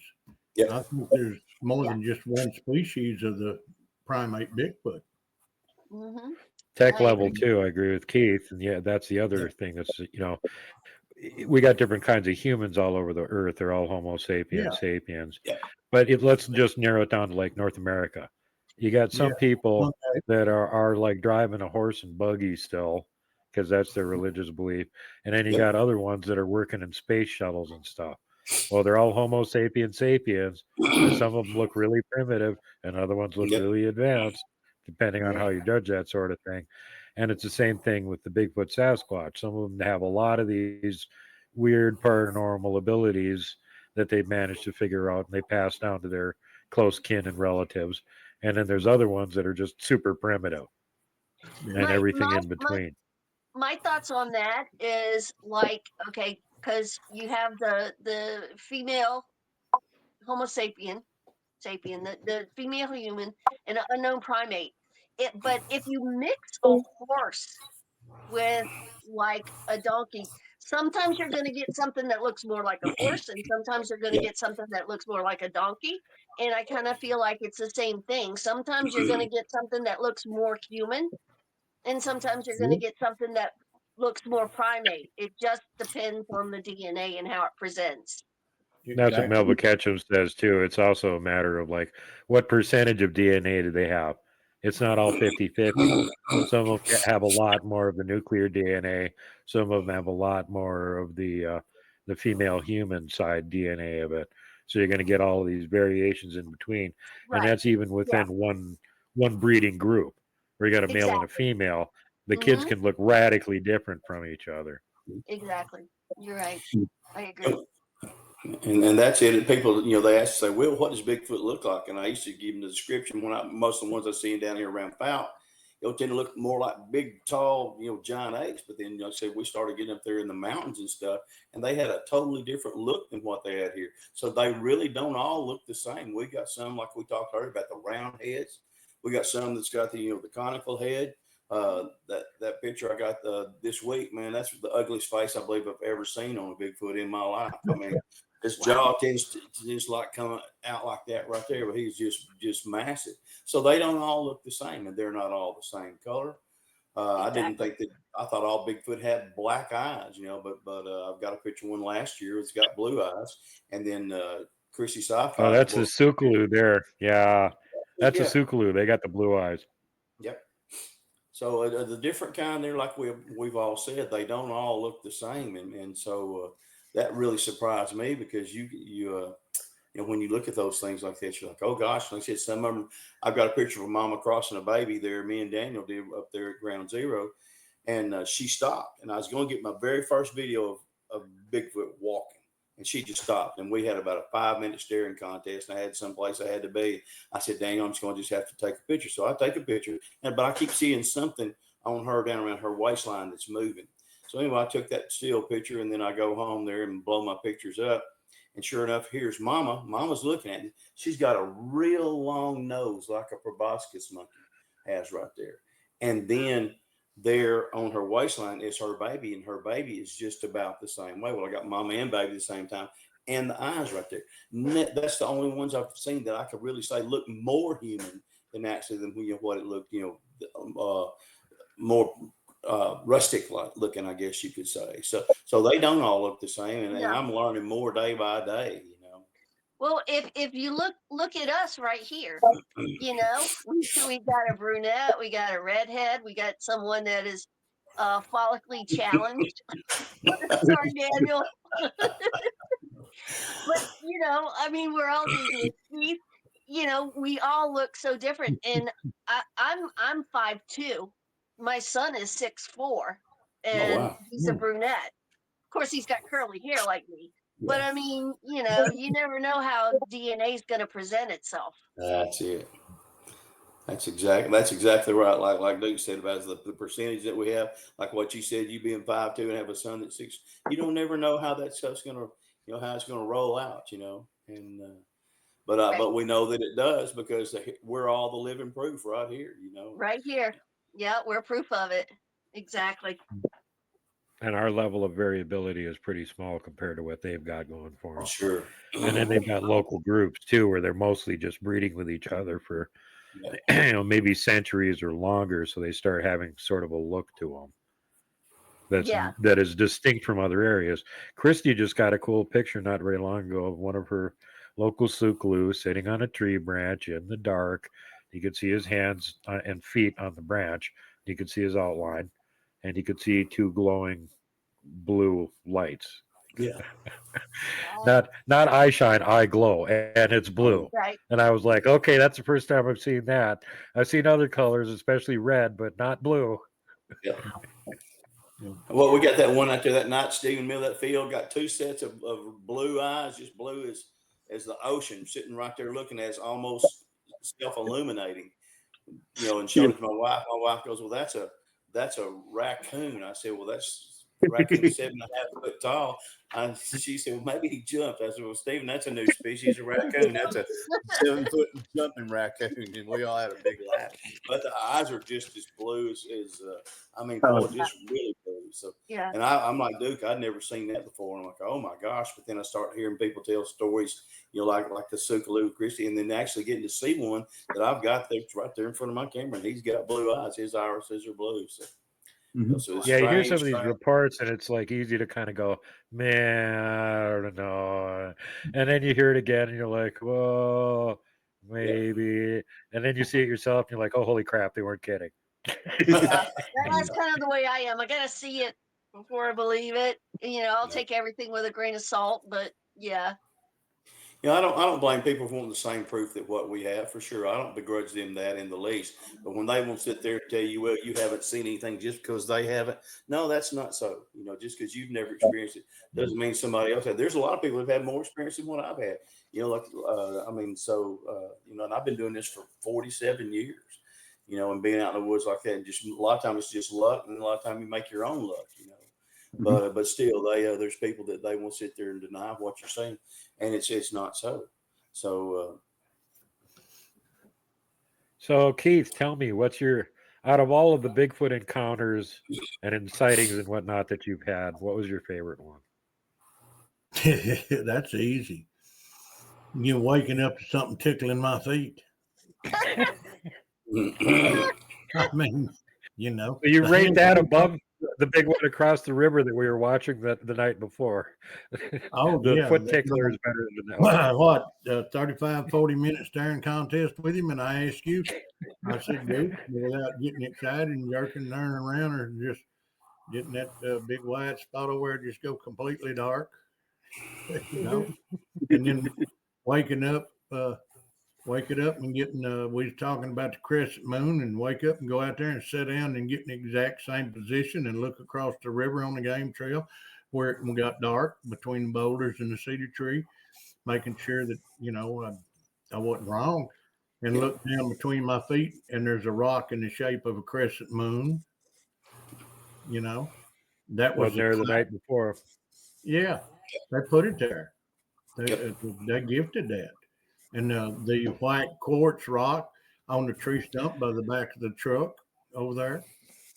And They then give when me you raked out everything nice and smooth behind the truck, so if anybody snuck behind your truck, you'd see their tracks. Right. And they didn't Yeah. leave any tracks, but they left you a big chunk of quartz laying there that wasn't there when you went to bed. Yeah, true story right there.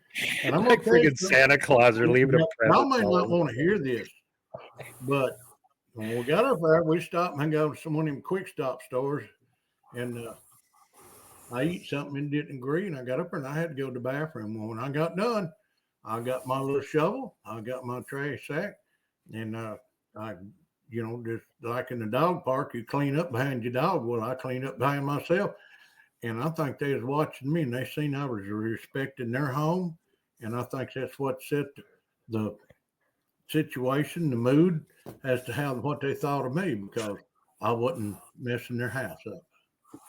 Yeah, The same thing think we that's do. what We happened bring a with me porta up bucket in with the us and haul it High-Uintas, back too. out. Yeah, yep.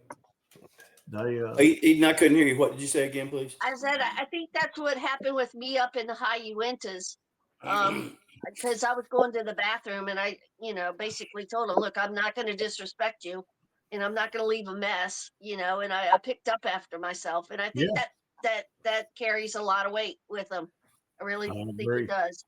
I agree 100% on that, because I showed them respect, and I think they said, well, he's slow, he can't catch us, so he ain't gonna harm us.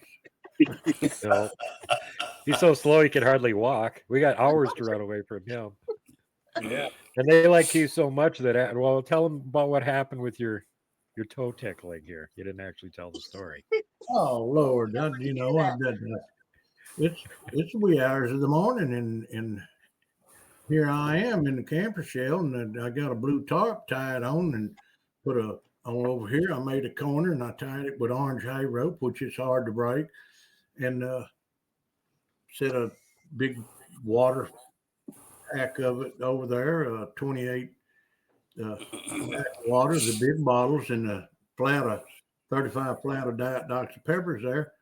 And then I got up in there and I folded the other side up on the driver's side, the blue tarp, folded it up under there and put my mattress on it. My feet's about 6 inches from the end of the tailgate that way.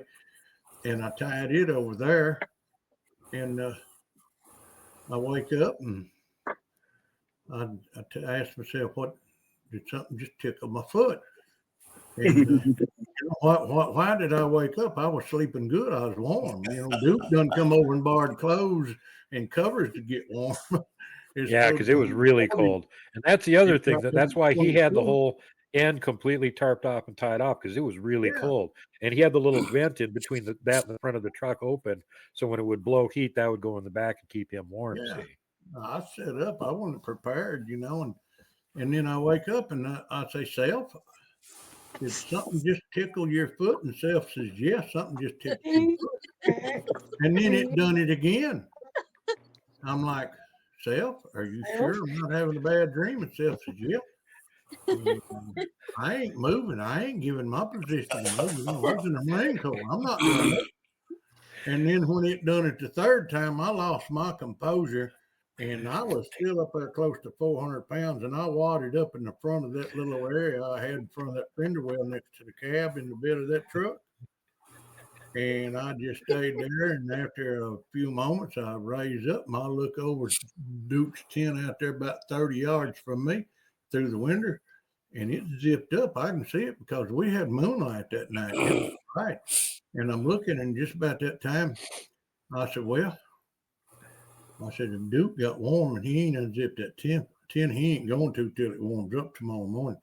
And I finally got nerve enough to reach down there and raise the tarp that wasn't under the flat of waters or the flat of Dr. Peppers, and had been untied, hadn't been broke, hadn't been cut. And the corner over there where I had my little cubby hole to sleep in was untied. And I took one hand down there and I reached it down under there one hand real careful, and I got a grip on that tarp. And I come up and directly I got leaned over far enough and got both hands on it, yanked it up thinking I'm going to see Duke standing there. I really did. And I yanked it up and there ain't nothing there. I went forward and I can hear Duke over there snoring real loud. He done got warm something. He's sawing some logs. He's lumberjacking inside the tent and sleeping real good. And I'm like, well, what the hell? It wasn't a chipmunk and it ain't no squirrel. Keith, I you're thought, well, braver than I am. Because when I had something slap me on the ankle, I laid there like a log of wood the whole night till the daylight came up. I didn't move. I didn't uncover. I had a tarp pulled over me. We were on cots outside, and it started raining, so I snapped my tarp to my cot legs. well, I wasn't moving. don't think that I didn't contemplate about raising the tarp up a little bit, but I said, well, it didn't yank me out and eat me yet. It ain't going to now. You know, I yanked that tarp up, and the first thing I done leaned forward and looked towards Duke's tent. Oh, buddy, that's when a chill went across me right then because I realized he's in that tent and he's sound Yeah. asleep. The chilling sound of Duke snoring like a chainsaw. A little bit later, What's the rest of the story, Keith? What'd you do the rest of the night, or was that morning time? I climbed back up in there and went back to sleep. You I had a deer. man. I had a deer wake me up about probably just before daylight, and the nose was 2 inches from the mirrored glass window in my camper shell. There's a big old doe standing there, and Looking at the window at him. She couldn't find me. She couldn't see me. She didn't understand it. I have to ask y'all all something. All right, so like I've been in a really active area where we had vocalizations. And we had half a dozen deer come up and lay down and sleep within 30 feet of us the whole night. Has anybody ever had that happen to them? Multiple times. They come right into camp, sleep Yeah, in camp. As soon as the sun comes up, they're scared of humans and they run away. Yeah. So what, Keith? Brung her 2 babies, 2 fawns in, and they just eased through there within 10 foot of us, just like Yeah. And you gotta wonder what's causing them to come up and sleep up next to you when they should be afraid of you. Something else that got me up there. Yeah. It reverberated inside my camper shell. The screen on my camper shell vibrated. Well, it had one growl, roar, whatever you want to call it, on down in the valley down there. And just a little bit after that, here comes this Ford truck out on the way in. His gear's in it all nice and neat. And when he left in a hurry, and he come back. And he left without his trailer too. He took off half an hour before sunrise and didn't have his trailer with him. He abandoned it. Yeah. Wow. And he left out, and when he come back, there was 2 black buggies behind him, 2 black vehicles. Yeah. And they wasn't there very long, and he had stuff thrown in the back of his truck, looked like a trash wagon when he left. He had ropes across every which way, and then they didn't waste no time back down in there. I'd like to know what caused him to leave such a hurry. You gotta wonder. Yeah. Well, you could hear the beginning of that. He was maybe a mile, no more than 2 miles down the valley from us. Yeah. And me and Keith both got woke up by the sound of something going, whoa, whoa, whoa, what? And then, vroom, vroom, vroom, vroom. It sounded like the only way out of the valley was right next to our campsite. It sounded like somebody had a megaphone right outside my camper. Wow. And I knew it wasn't because it come from a long ways off. And what state was that in? Montana. Montana. Yeah. Okay. I'm talking Mississippi, where I had my issues. Yeah. Just let you know. If you ever heard the story from Mike Woolley, Mike has passed away now, but Mike's had his show there on These Woods Are Haunted, and he's been on a couple other shows. But he actually had a deer that was evidently being chased by a 1 or 2 Bigfoot, and it actually come and laid down at the foot of his ladder while he was up there. Mm-hmm. And I thought, man, that's awful strange. But I had almost the same thing happen to me. I had gotten injured in an auto accident, so I wasn't able to climb up there. Stand. So I was taking my camera down there and shooting some pictures there around Mercer Bayou, which is probably one of the hottest spots in all of America. And I get into the woods just very little bit, and I hear something, crashing on some leaves. I'm like, oh gosh, and I just stop. Sure enough, I see a doe, and she walks out, and she stays behind me about 15 feet, no further away, for about a good mile into the woods there. Then I came to a little slough there that I couldn't cross. It got over my boots right there, and I just had to turn around. But about every little bit, she would stop. She'd look back over her rear end like that. I'm like, oh gosh, man, this ain't gonna be good. And so, I was armed and everything just in case. But so sure enough, we get in there, I stop at where the bank of the slough is. She sits there and she stops again. She looks over her rear. I'm like, this is where it's going to happen right here. Well, sure enough, nothing happened, but she was just so insecure. I started walking back to the car there where I was, and she got behind me about 15 feet, and she stayed the same distance. I would stop and she would stop. But this time she didn't look back over her rump. She stopped and she looked straight ahead, and I'm like, oh man, what are we walking into now? But we got there just probably about 50 yards from the truck, and she stepped off into the same thicket that she stepped out of. And I thought, oh man, I'm going to hear her bleating or hollering or something like that, and something's going to get her. But I never did. And so I'm like, well, thank goodness for that. And I was hoping she had made it, but I got in my vehicle because it made me uneasy. When the animals are uneasy, I'm definitely uneasy. Yeah. And so that's the only thing I've ever had happen with deer. But we did have on October 12th in 2015 when I saw one, or 2016, I'm sorry. And we were down there, and all the deer had been, instead of camping real close to the edge of the woods early in the year, so they could get away and get back into the woods, all the deer were right in the middle of the gas line there. I told Reese, I said, there's something they're making them, be away from that wood line as far as that right there. I mean, it wasn't an hour till all of a sudden we see down there where I've had an encounter before, and all of a sudden here comes this Bigfoot chasing a deer across the fence line. And he's running to beat the band. I've got my spotlight on him. He's got his going that way. So I hollered at him and turned around when we did. And this thing had already chased the deer into the woods, but he had gotten spooked by us being there. All of a sudden, he comes back out of the woods and he looks at us like he's fixing to eat us. And his eyes turned red to orange. And he's just sitting there just staring. I'm like, oh my gosh. Most of the time, I think that story about the red eyes is generally overrated, but this one he was actually looked like, if he was mad. Of course, the one down there in Florida, the Myacus concave, it's got the orange eyes too, orange red eyes.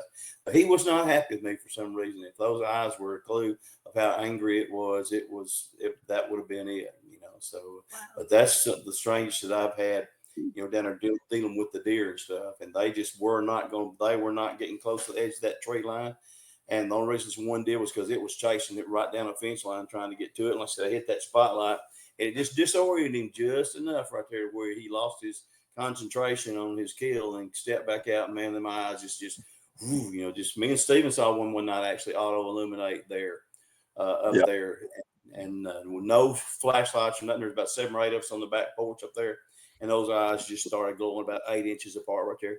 Lasted 4 or 5 seconds and just blinked right out. And we both looked at each other like, did you see that? And, and it was just, I didn't know. Yep, sure did. And just say it. It's in Oklahoma. Yep, up in Oklahoma. We're just Was speaking that Oklahoma. southeast Oklahoma? I'm sorry? What's the town, Steve? Was that southeast Oklahoma? Yes. Yes. North of Smithville. Smithville, that was it, Smithville. One of my favorite places to go. Yeah, Oklahoma's a good hotbed right now. Somebody wants to go to have a Bigfoot encounter, Oklahoma. Matter of fact, I can't wait for Daniel to come back down. I want to take him up to Chuck's place and go up there and see some of them 80-pound bullfrogs he's got up there. Because me and Stephen had the same thing happened to us at Ground Zero. Heard some out there making noises like bullfrogs, and we just looked at each other and said, "Is that bullfrogs?" I said, "No." Yeah. He wasn't fooling.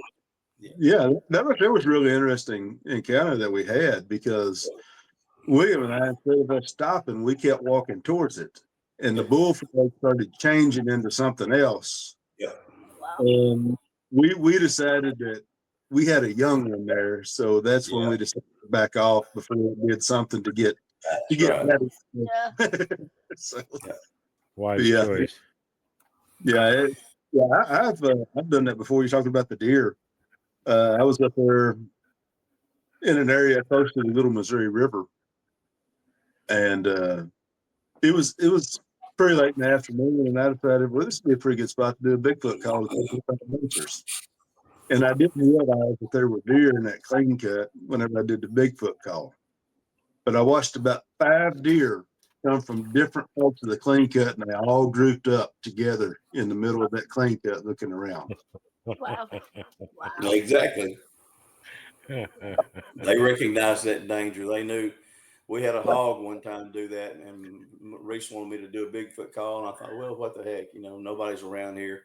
And big old boar right there, and he was snapping at us and growling. But boars can growl about like what other animals do. So, man, I do a Bigfoot call, and like I said, the whole herd of hogs just takes off and leaves the woods, including the daggum big boar. So he knew, and I, pretty well, because that's all I had to do in my UPS truck, was just do animal calls. So I knew I had a pretty good Bigfoot call right there, and I think they recognized it for what it was, because it didn't take them no time. And that boar can eat you alive, but he didn't want to tempt what that's the Bigfoot call for bacon's on the menu. So they all knew what that one was. That's it. Hey, bacon's on the menu. Let's get out of here.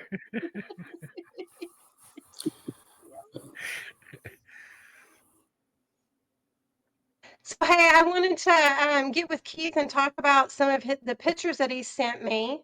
Mhm. Y'all mind doing that real Yeah, fast? I love it. Go right ahead, buddy. Okay. I know he's got one picture I know I've been wanting to see. Oh, nice. Yeah, that's the backyard right there. That's 10 foot from the back porch. Wow. That's where about an 8-foot radius, all the different footprints just appeared like they fell out the tree. Don't know, Gail she's pretty good at keeping up with the who's on the property and who, tracks and stuff. She looks every time she goes out the back door. We've had visitors up in the night, caught one on the back porch one time with a game cam.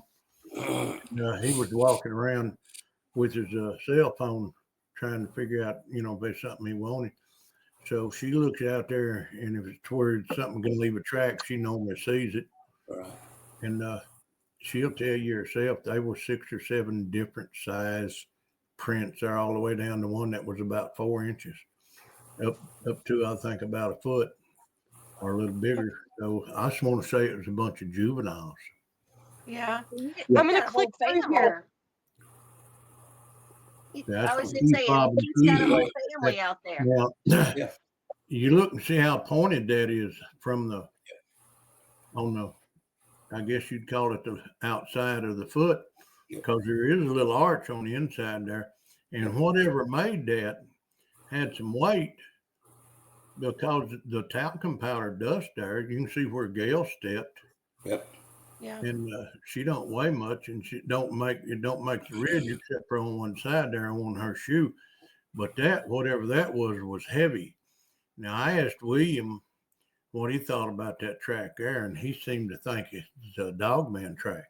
Yep. Oh. It did. It had a lot of points to it, like it could have been a dogman track. It was Yeah. It was very, very strong. It was unnerving almost to look at, that dude, but it's so heavy, like Keith said, you could actually see, looks like it had places where there were cuts in the heel, almost like dermal ridges, but like it had some kind of figures through there.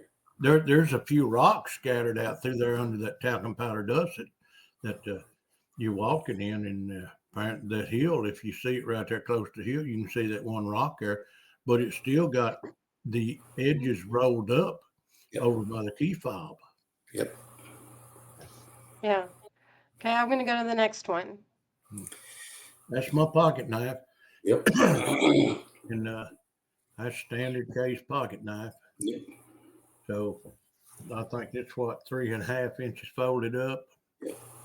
So that track's going to be about 6, at the most 7 inches. So I'm going to say there's a bunch of juveniles just dropped in on us. Yep. There's no tracks coming and no tracks leaving. Yeah. Wow. And it baffled me really bad, You can see there where it stepped, where I had drove through previously. That's my car track that it stepped in there. And there's also a rock in the middle of that one, and one up where the toe is. So that's a different one. That footprint displaced more dirt than your tire track did. Yeah. Yeah. Yeah. That's what I was trying to say. It just rolled it out. So it had to be some weight on it. Yeah. Yeah. Wow. That's a great. I feel like that's a mid-tarsal right there in the middle. Yeah, but if you notice, that track's not pointed like the first one. Mm-mm. No. No. It's not pointed at all. And the Hmm. big toe is to the right a little bit on it. Yeah. Mm. Yeah. Wow. Yeah. I have another set of pictures. That's a handprints from up there central Arkansas, out Lake Norrell area. Now, what that there is when I was in the camper shell again, and I heard something run through there, and I heard something sound like a dog tail wagging against the side of the truck, and it had woke me up, and I heard something come through there, and whatever come through there came through really, really fast.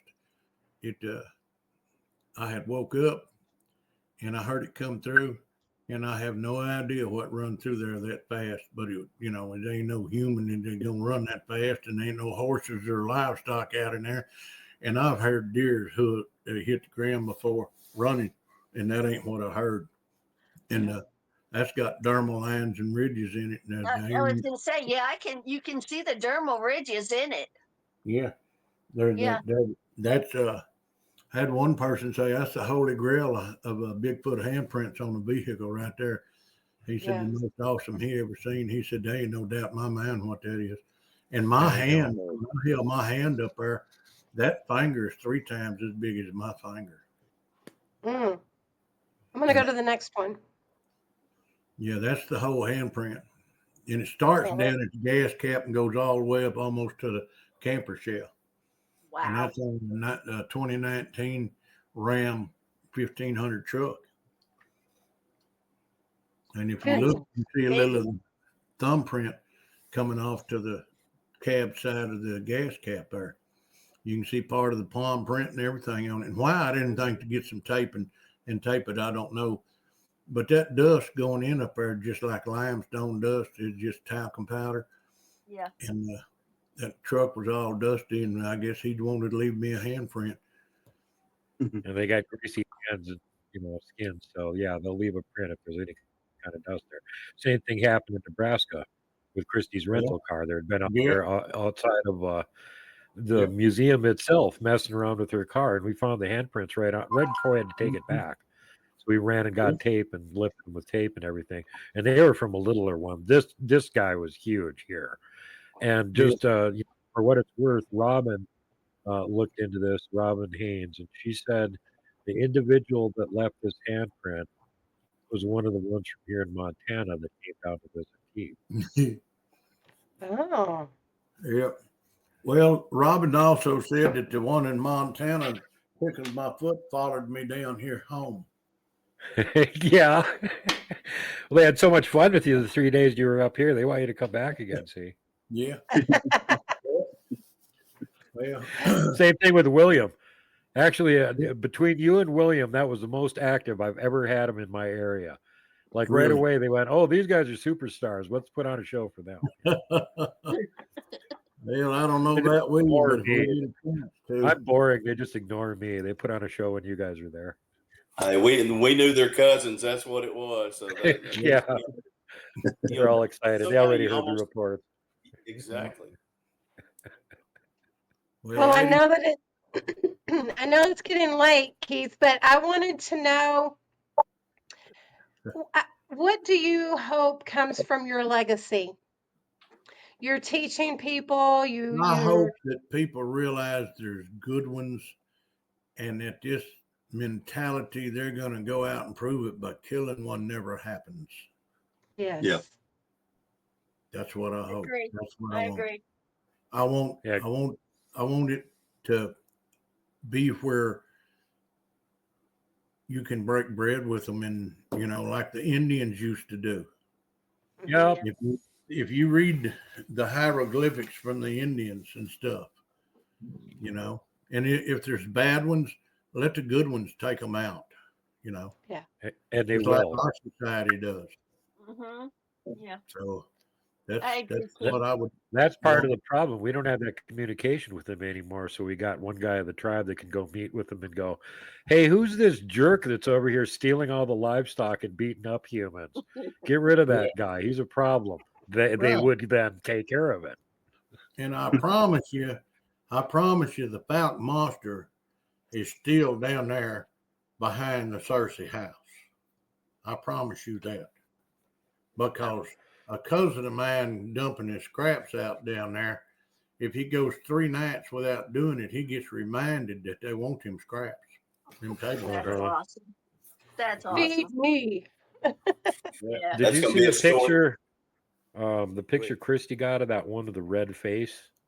Because she No, I claims haven't that's a seen Fog it. Monster's kid. That's Really? the squatch lid of the Fog Monster himself. He's real peculiar looking. He's got a red face. Mm. Well, I'll tell you what. Now I've been down inside Louisiana, but I ain't been with no redhead. Stop it! I have seen a ginger down here. Have you? I Well, mean, yeah, the one I seen there at West Fork Kelly Bayou was basically about the color your hair is right now. yeah, I call it cedar brownish red. You know, yeah. cedar tree. I've seen one that when they color. die. I've seen a black one too, but yeah, I've seen a It's red one. a There's little bit gingers darker than out what there. your hair color is there, and But And it was they tall. say the gingers are mean, but you know what? I'm gonna have to say something. That just ain't right. Well, it might be all the gingers are females. Maybe. Well, this one, Keith, you need to contact Christy and have her send you that picture so you can take a look at it.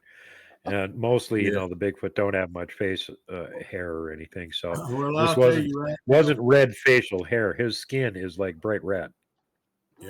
I'll tell you right now. I will be, if I'm still doing good as I am now. Pop and Christy Sy and me's going to make Nebraska again one time. Right on. It'll probably be my Christy's last. a sweetheart. I love her to death. I went to Oh. high school with her sister. Did you? Awesome. Yeah, I've known Christy for years. Yeah. Yeah. Well, I met her daddy, and me and him hit it off. He's a little bitty man, but he's just so likable and everything. And she told me that he's gonna come up there with her this time, and I said, "Can I join in?" She said, "Yeah." So I decided to go because Pop's going. Awesome. You'll And have to let me know about it. And I will support the community around Uncertain and Karnak down there at their events. But other than that, as long as certain people are involved with Falc and certain promoters are, I will not drop my standards and my integrity to be around them. That's understandable. I appreciate that. And I will support the community that I'm moving to down there. As a matter of fact, they've done asked me. I said, "During time you want to book me, just book me and let me know." So they're planning on doing about 3 or 4 different events a year and Awesome. everything. But thank So you. you're for only being- semi-retired, is what you're saying. Semi. Yeah, he is. Yeah, you got to support your community. You know, they've supported me. They've stood by me and Gail 100%. And there's nobody up in here supporting us the way them people down there support one another. That's one of the main reasons I'm moving down there and Gail's going with me, is because that community down there, if you need something, all you got to do is let one person know, and then they'll take turns making sure that it's the situation covered or you're set with or gone to the hospital during a 10-hour surgery or something and be there 6 days tied up away from their house just to see to it that you're took care of. Now I can't never had that around this part of the country. That's There's awesome. great people down there in Uncertain, Texas and Karnak. Yeah. Besides that, the fishing's good. Let me some fishing. What are they uncertain of? Well, they was Uncertain if it's uncertain where they was Texas at, or- so they named it Uncertain. You know, Is this actually part of Texas? Well, I'll tell you the truth. I'm uncertain about that. Yeah, I'm from It's uncertain. uncertain. Who knows? We don't know. Okay. But I think that we're about getting ready to close here, and I want to tell each and every one of you I love you from the bottom of my heart, and be blessed. Thank you. We love Keith. We love you too. You know, I ain't met but a couple of bad people in this game here, and I don't play with them anymore. I play with the good people, and the Amen. honest people, and the people with Yes. integrity. Yes. Well, you got lots of love coming to you from all the Sasquatch up here, Keith. I know. Amen. Area. They want to come back again. I'm blessed. I'm blessed. Just right here, tell you I'm blessed. The gold I prospected needed toenails. It got them. That is a beautiful piece of jewelry too. It is. Love That- you, Keith. I was told instead of a watch, that's my retirement. Christmas. Yeah, but I didn't drop a tear, but all I had done was blink my eyes, and I'd been crying when I seen it when I got it back. Yeah. Yeah. Who needs a gold watch when you got that thing? You just look at that and go, "What time is it? It's Bigfooting time. That's what time it is." That's what I said. So it's So- been awesome. It's been awesome. Does anybody want to say any final words to Keith before we get off? Well, I just want to say, Keith, I appreciate you. You're a sweetheart. You've always made me feel so comfortable, and I Well, always enjoy talking to you. And I look forward to talking to you some more. it's mutual. I enjoy seeing you every time I see you, and we I'm always gonna have to bring my little socket cat. yeah, little Oh, socket, yes, yeah, thank oh, little one-eyed critter. Yeah, yeah. Y'all, just so you know, I had the camp out. I had this little kitten. She was still on soft food, so I brought her up to the camp out with me. She's only got one eye. Her mama brought her up. She had already lost her eye. And Keith said, "Well, she just a little socket." So that's what we call her now. Her name's Socket. Yeah. Cute. Does anybody else I've have been- anything to say? I've Go been ahead. honored. Thank y'all guys, for all y'all, man. It's just a pleasure to do this. It's especially my friend Keith there, man. He's added so much to, we don't ever have a bad time. Not a one. You could ask of all the things that we can remember of doing things. Never can remember a bad time. And then especially, about everybody here. So Keith, I appreciate it. He knows how much I love him, man. I'm not ashamed to say that. I'm secure in my manhood, because he's been a good friend to me, and I hope he lives many, many more years, because I'm gonna harass him as long as I can. I'll tell you, my cardio doctor says it's bad. This pacemaker's got 12 more years of juice in it, so maybe I'll make it 12 years, Good deal. Keith, Anybody thanks for everything. Got your hat here, of course. All right, I got one on just like it tonight. There you go. I wore this around Seattle, Washington for an entire week, and Did and several people stopped me and asked me questions about it. Really? That's Yep. awesome. Yeah. Awesome. Well, it was a pleasure meeting you, and I'm glad I got to host you down here for a little bit. And when it comes to them reptiles, them the ones that crawls on the ground down here, watch your step, because just like the bottom's boogers, they're out there. Oh, Yeah, thanks for everything. You're awesome. You're welcome. Steven? Well, Keith, I do appreciate you being a genuine person that you are, and that's something that's very important to me. Just like with you, somebody's character is worth more than their name. I mean, it's what makes their name good. That's It's real easy to be that way, and it's really easy. You know why it's so easy to be that way? Because you can tell the genuine people when you're around them, and that's who I associate with. And Mr. Big Stephen Hill, I enjoy every time I'm around you, and you tell Miss Leela I got a new T-shirt she got to have. Well, I look forward to that. I do. I sure do. It's maybe in the future we'll have more time to sit around the fire and visit. That's something I've always enjoyed, Yeah, I'm gonna put a fire pit out on the pier with the gazebo that's out there on top of the water. I'll put that fire pit right out there and stick that rod and reel in your hand when you get down. Sounds like that to me. Yeah, you've always been a genuine person ever since I first met you. I mean, you haven't changed. You've never been two-faced or anything else. So that's I mean, you've always been steady, and I've always appreciated that about you. Well, I'm glad. Your friendship's hard to come by, and when you get a good one, you got to respect it and honor it. And I Yes. try. Right on.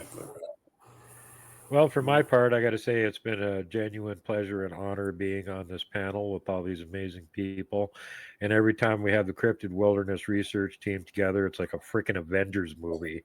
And I'm just, really, really glad to be one of the cast members on it. I don't know which one I am, but I'm on there. And having Keith on there is icing on the cake. Keith, gentleman, honest as the day is long, and that's an important thing in the Bigfoot community. Keith doesn't BS about anything. If he tells you something, take it to the bank. It's for real. He doesn't even embellish. Sometimes he short sells it. And, it's just been a real pleasure and an honor for me getting to actually meet Keith after years and years of being terrified by the movie he was in. Well, I'm not one of that's the guy that was wearing the suit that scared the hell out of me for years. Yeah.